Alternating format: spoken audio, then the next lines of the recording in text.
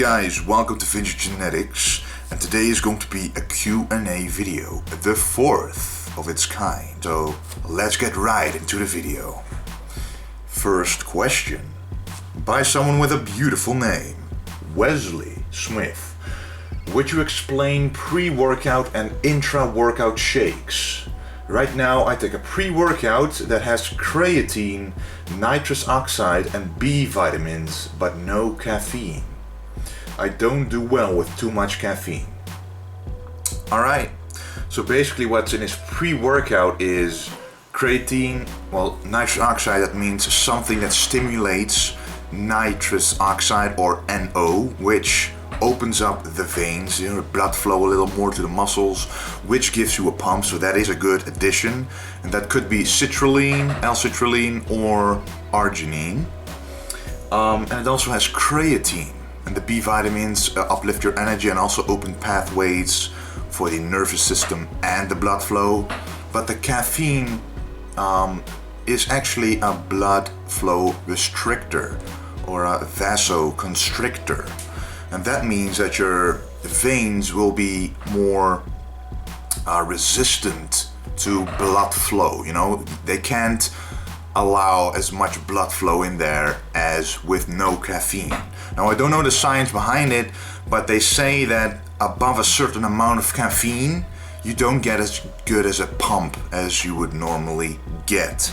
So for people who experience this, you do get a good energy boost. So I usually take about 200 milligrams, or something even 100 is enough. A cup of coffee is about 75 milligrams of caffeine, and for most people that is even enough, so don't go too high in the caffeine.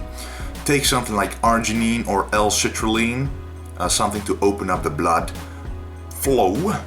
And as for the creatine, I would do it post-workout, because first of all, creatine, it takes a long time to properly absorb into the muscle, so it doesn't really matter if you take it pre-workout. It doesn't even really matter when during the day you take it, but research has shown that taking it post-workout actually has more benefits, because you use up your creatine, so you're more likely to absorb more of it because of your body requiring more of it after you work out because you used it up. So creatine, take it after your workout. Just put it in your post-workout shake. 5 grams a day is plenty enough.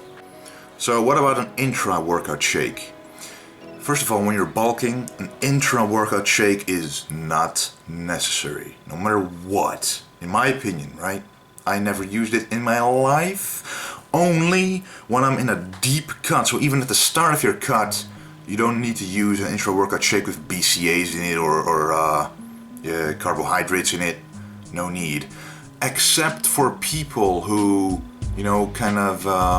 have a tendency to black out during heavy sets or feel muscle cramps, then an intra-workout, liquid like coconut water or something with electrolytes in it is good enough. But coconut water to me is a natural source, healthy source, and a delicious source, so take it. But only if you experience those complaints, cramps, dizziness, stuff like that. And as for the BCAAs, only take when you're in a deep cut, at the end stage of your cut, when you're at a low body fat percentage, or when you're going to do a competition, when you really need to. Sometimes you spend 2 hours in the gym and you haven't eaten 2 hours before going to the gym, so that's 4 hours without food. So you might want to take some BCAAs, and also for during cardio when you're in a deep cut. Otherwise, I don't see the benefit of it. It costs more than the benefit you get of it. So next question, by Jan Novak. You're not eating a lot of meat. How did this happen? Is it just theoretical or a matter of health? Or did you have some troubles with meat eating or don't consider it efficient in other circumstances for price, health, digestion, etc.? Well, some other people have noticed as well. Mostly in my full days of eating or in my meals that I show, there's never beef in it, there's never chicken, turkey or anything. Only most of the time there's fish as the source of protein. And there's a reason for it. I haven't eaten any meats for about 1.5 years by now. And I've made plenty of gains in the meantime. and I never really liked the taste of meat anyway, and to me fish is the cleanest of them all. You know, especially salmon, at least that had the fats in salmon actually has benefits, as it is a essential fatty acid, omega-3s, and in meat usually it's saturated fatty acids which up your cholesterol, especially in red meats, you know, cause different kinds of ailments, but it's a personal decision. I recommend eating chicken, eating turkey, eating lean steak. There's actually creatine in there, iron in there, vitamin B16, a lot of things that you cannot find in if you would be a vegetable or a vegan diet. So, vegetarian diet, I mean. But yeah, so the lean meat sources are a good option as well. That's why I recommend them. But I personally don't need it. I don't really like it, so I just eat fish. A lot of people don't like fish. I happen to like it. So that is the conclusion of the story. And as well, the digestion issue. It digests really fast. You know, cod fish, I can eat every 2 hours easily and it digests right away. And with meat, it sometimes takes a little longer. And this is just the best combination that has worked for me. So that's that. Next question. Jay Bradley asks, hey Wesley, question for you. What if you don't really get a great pump in a workout? On non-workout days, should you skip the post-workout shake? So that's 2 questions. So yeah, first of all, on the days that you do not work out, you shouldn't have a post-workout shake, as the name suggests. The shake after the workout, you cannot have it because you don't have a workout. The difference in calories for me on rest days is that I don't include the shake after your workout, which is about 300 to 400 calories, of course, depending how much you put in it. But that's the calorie difference. So if you eat 3,400 calories on a workout day, you would eat 3,000 calories on a rest day just because of the shake that you do not consume.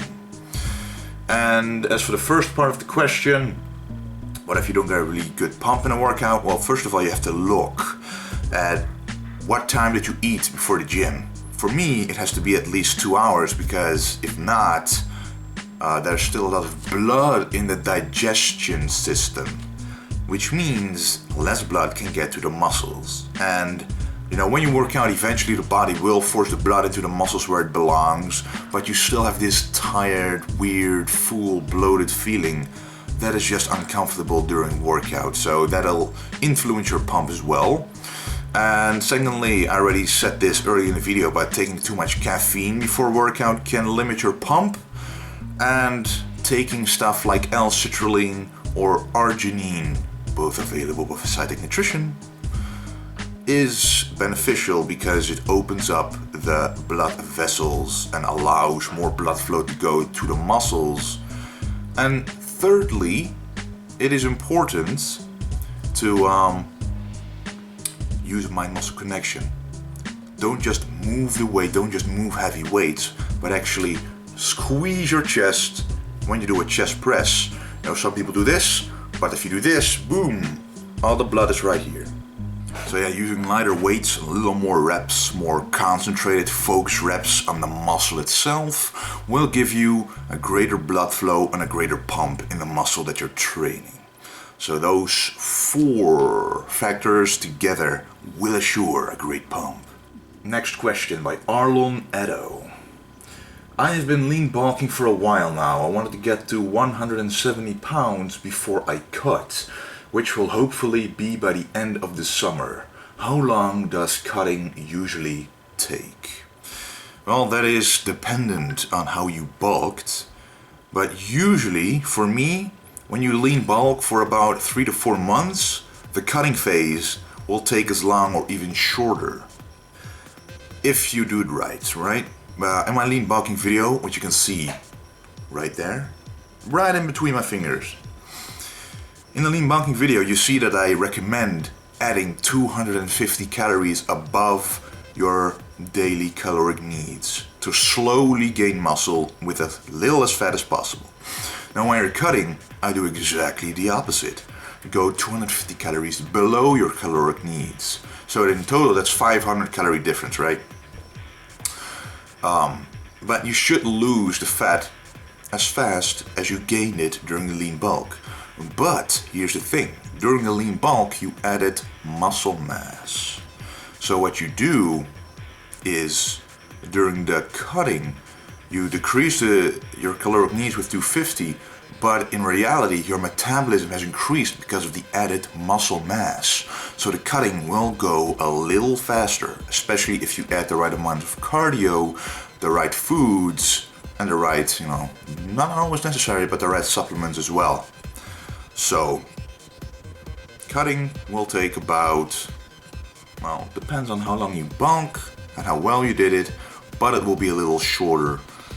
But I'll make a cutting video to explain it to you thoroughly. Next question by Philip V. Can eating too few calories for an extended period of time harm your metabolism? In some cases that did happen. I actually study nutrition and dietetics, and in there we do learn that you shouldn't cut the calories for people with obese too low, because when they finally are at their goal weight and they start eating again, their metabolism has slowed down so much that if they start eating, they will just gain the weight again.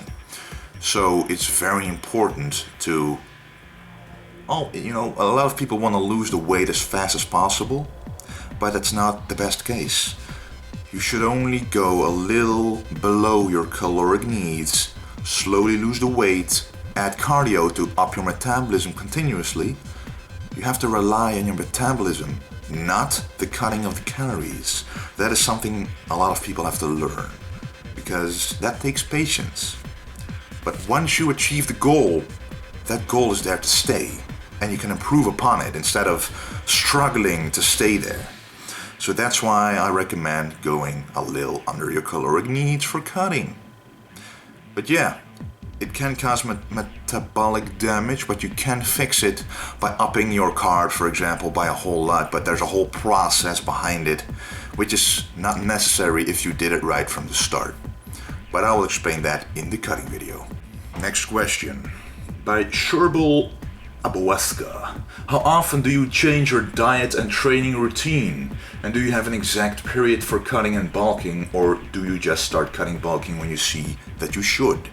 Well, basically the last part of the question summarizes it, but in my personal situation, I do competitions, competitive bodybuilding. So I lean bulk in between the shows. And sometimes it's even 2 years or 1.5 years in between shows. But because I lean bulk, I simply stay lean all year round. You don't really see me gain a lot of fat. I just get a little heavier, a little more, just water weight, a little fat, covering the muscles. But the muscle mass is steadily increasing, and it's very easily to cut down to competition weight again. I never really struggle during competition diet because I don't have to do it for that long. And that's the benefit of lean bulking. So yeah, sometimes it's even 2 years of lean bulking and then cutting phase for 14 weeks or something. Maybe a little longer, maybe a little shorter, but that's about it. And yeah, that's my case. Next question by The Fit Vlog. What about resting days? How is the best way to rest and how often? Thanks. Amazing channel. Well, thank you. And about rest days, it's important to know your own body. There's this thing about overtraining that a lot of people speak about. And the thing is, you overtrain when you under-rest and under-eat, which is also something a lot of people speak about nowadays. But that is, to me, the true version. When you overtrain, that means that you didn't rest enough, as in sleeping, as in properly eating, because the better your nutrition is, the better your body is able to recuperate. So if you eat badly, you would need to rest 10 hours for the same effect as resting 5 hours with good nutrition. So that's basically how it ties in together. But I recommend, especially for beginners, to only work out 3 to 4 times a week. Really get the feeling for the muscle, because working out too much can cause too many errors too many things that you shouldn't do. You first have to learn how to control your body. Mind-muscle connection, build up your strength, allow your body to recuperate because it is not used to this kind of damage to the muscle. When you're an advanced bodybuilder, however, well, I usually have one rest day and sometimes even go to the gym on my rest day and just train a little forearms and calves and abs, just a light training, but just to keep the metabolism going as well on that day. Next question by Arlind the Great. Will you do a forearm routine video soon? Yes, I will. I'm going to show you the exercises for the top of the forearm and the bottom of the forearm. And yeah, I'm also going to start doing some tutorial videos, how to do individual exercises, for example the concentration curl, the close grip curl, and there's plenty of videos about the bench press, the deadlift, the squat on YouTube. I just want to get down to the more classic exercises. I already kind of did the dumbbell pullover version, which you can see right there. But I want to do it for a lot more classical exercises to show you guys how to properly execute them. But yes, the forearm video is coming up soon. Next question by Tom Travers. I'm 75 kilos and my weight hasn't changed for about a year now, but I have been consistent with my dieting trying to bulk up. I want to know, is it possible that I have reached my genetic potential already? I do not consider 75 kilos a lot of weight, as I'm sure you don't, so I'm hoping I have some growth left. Well, that's good news. You for sure have some growth left. You never really hit your genetic plateau. Basically, when you're natural, this is a curve. You start out, it goes up, and it slowly goes down, but it never goes like this. It always goes up, but ever so slowly. The gains will be slow.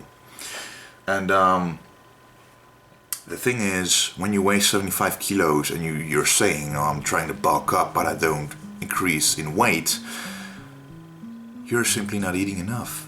And don't increase the carbs, but increase the protein and the fats a little bit every time and weigh yourself. And up until the moment that you gain 500 grams a week or a pound a week, then you're good. But up until that point, you have to keep increasing the healthy fats and the protein, to get to your goals. You can also do it with the carbs, but in my opinion, it's a better option to use the healthy fats and the protein, because at the same time, protein increases muscle synthesis and the healthy fats just improve overall health, So that's my advice. Hossam Ramsey asks, I have been working out my triceps for a while, but seems like there is no change on the long head level. Any suggestions? Well, first of all, the triceps has 3 heads, and the long head is basically this one, the longest head. This is short head, and here is the medial head, basically this, and this is the long head. Well, how do you train the long head? That's doing a lot of overhead exercises. You see, this stretches out, a lot of overhead and stuff like that, which is the rope extension, basically holding the rope here, putting it over you, and boom, boom, kaboom. But make sure that you feel the stretch in the long head. That is the most important thing. Let your muscle experience a stress that it hasn't experienced before. And that is only possible in the stretch and the full contraction scenario. Because if you don't, there's no full range of motion and there's no full muscle development. And for some people, they're very strong at the contraction part of the muscle, and some people are very strong at the stretch part of the muscle, but full range of motion will ensure that you will tackle the weak points in any given part of the range of motion, which enhances hypertrophy or muscle growth. Other exercises are the overhead dumbbell extension like this, for the long head, or you can also do it with two arms. And you'll search a lot of overhead exercises for the long head. Make sure to do, I like to do pyramid sets sometimes of 12, 10, 8 and 6 reps, or just go for a straight 4 times 10 reps, and even doing supersetted with bicep sets. For example, doing the laying French press and the easy bar curl. The thing that happens is if you contract your bicep, this part of the tricep stretches out. And when it stretches out, it flushes more blood into the muscles, which allows more nutrients to be delivered, which is one of the benefits, and it allows more muscle growth. So just adjust your workouts a little bit and make sure that you actually target the long head and don't just do tricep exercises hoping that you will. Well, next question by Ali Gadar. If you had the choice to be a Dragon Ball Z character, who would you choose and why? Well, I actually would choose Gohan. Because when he was Ultimate Gohan, that was just the ultimate character, the strongest character in Dragon Ball Z. I don't want to mention how he's now in Dragon Ball Super, but anyway, Ultimate Gohan all the way. Fight you? No, I want to kill you. Next question by Scathman321. Why don't you do deadlifts, or do you just not show them in your videos? Well, I don't do deadlifts. I only do stiff-legged deadlifts because, well, that's for the hamstring development. I don't do deadlifts because I had an injury in my lower back years ago from it. Every time that I went over a certain amount of weight, the injury would keep coming back. It's probably due to form, but you know, I'm just a tall guy, and I notice that when I have to go down that low, my back simply rounds. I cannot keep it arched or even straight, especially on the heavy weights, so it's a no-no for me. And the back is, you know, my back is pretty much developed from top to bottom, so I don't really need the deadlifts in order for extra development. Well, I gotta stand for this question. The best way to work on your vacuum? Isaiah Gutierrez asks. Well, the best way is actually, well, one of the ways, I cannot show them all, is actually the way that Rich Piana does them. That's the only way I can show you right now. It's like this, and I'm actually going to do 10 or 15 seconds. Rich Piana doesn't really do that. But anyway, let's do it. Breathe out.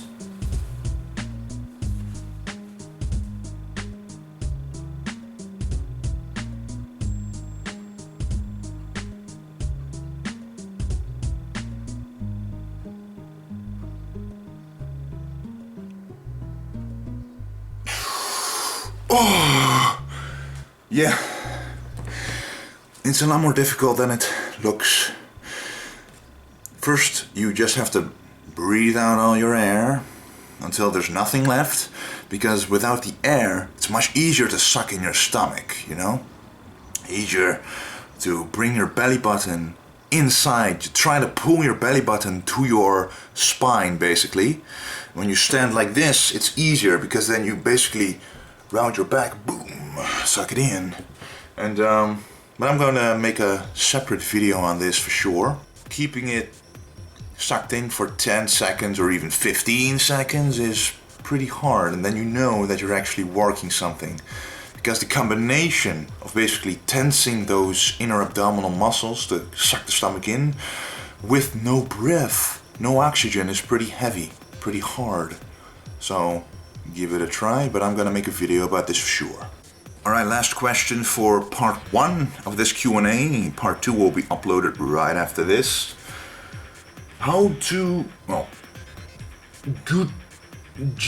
GUTRP asks, how to target the lower and outer part of the biceps? I know hammer curls hit it, but is there any better way you're aware of? Well, the outer part of the bicep, you hit it by a close grip. So basically, using a close grip, when you do a close grip, you put the tension right here. That's the outside, so basically enhances, you see that? The split, this part of the bicep will have more tension when you do a close grip.